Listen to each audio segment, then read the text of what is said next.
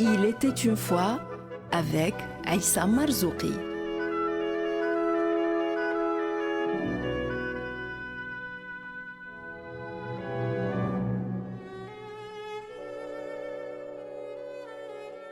La pyramide dans le désert.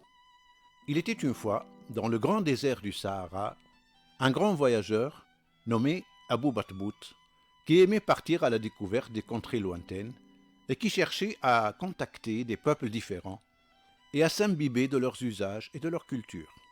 Pour voyager, il louait des bateaux quand il s'agissait de découvrir des îles ou des royaumes côtiers, ou affréter des caravanes lorsqu'il devait s'enfoncer dans les continents.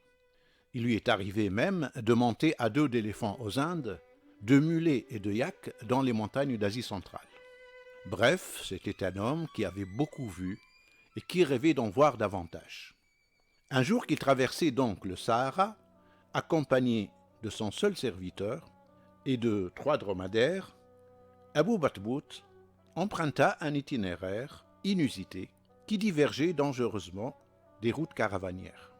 Il avança ainsi pendant une semaine dans un paysage de plus en plus aride, jusqu'à un vaste plateau qui bouchait l'horizon dans la direction de l'ouest. Arrivé au pied du plateau, il constata qu'il constituait un véritable obstacle que ses dromadaires ne pouvaient franchir. Il chargea donc son serviteur de garder les bêtes, tandis qu'il grimperait afin d'explorer l'élévation. Lorsqu'il fut sur le plateau, il fut étonné de découvrir une petite pyramide d'une dizaine de mètres de hauteur qui occupait son centre et au pied de laquelle se trouvait la statue d'un sphinx.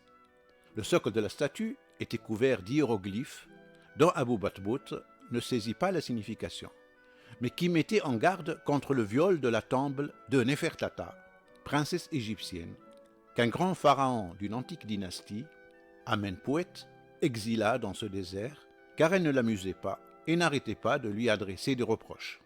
Abou Batbout pensa que, comme celle d'Égypte, qu'il avait eu l'occasion de visiter, cette pyramide devait protéger un trésor encore intact, car elle avait été bâtie dans un endroit inexploré de la planète. Il se mit alors à chercher quelques trappes ou une entrée secrète lui permettant d'accéder à la chambre du trésor.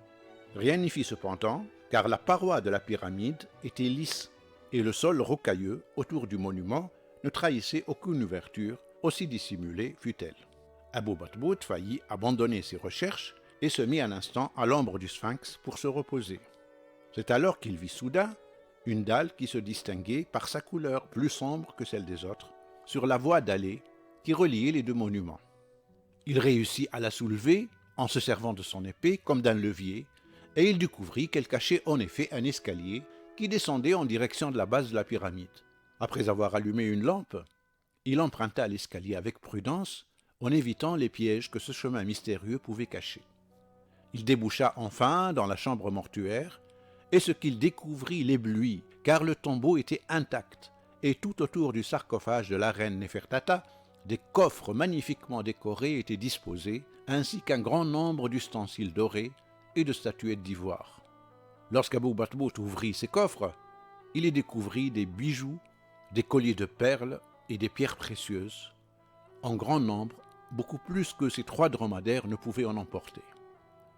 Il se mit à sauter et à danser de la joie d'un être heureux ayant découvert intact cet inestimable trésor d'Égypte. Mais une chose inouïe se passa, car un grand bruit se fit entendre, quand une roche énorme glissa du plafond pour boucher l'entrée du couloir qui menait vers l'extérieur. Pris de terreur, le voyageur s'élança vers la roche qu'il tenta de déplacer.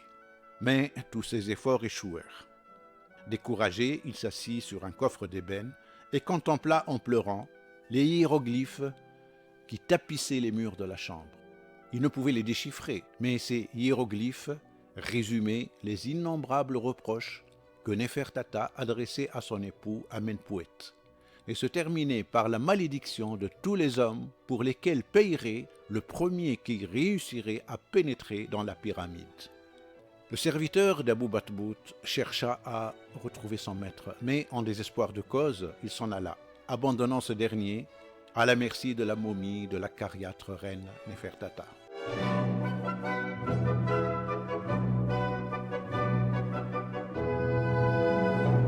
Il était une fois avec Aïssa Marzouki.